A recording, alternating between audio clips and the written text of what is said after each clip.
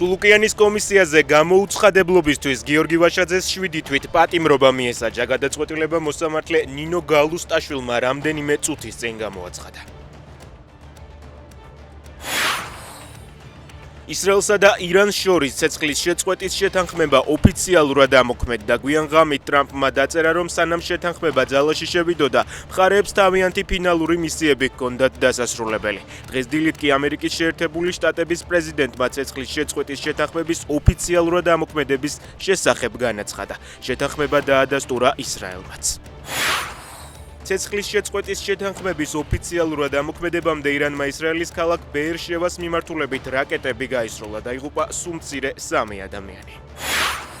სუმში რუსი ოკუპანტების თავდასხმის შედეგად სუმცირე 3 ადამიანი დაიღუპა, მათ შორის 8 წლის ბავშვი. რუსებმა იერიში გვიან ღამით უპილოტო საფრენი აპარატებით მიიტანეს. მომხდარის დროს კიდევ 6 ადამიანი დაშავდა.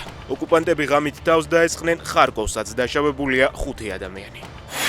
გვიან ღამით პარლამენტთან აქციაზე პოეტი ზვიად რატიანი სისხლის სამართლის წესით დააკავეს. მას პოლიციელზე თავდასხმას ედავებიან.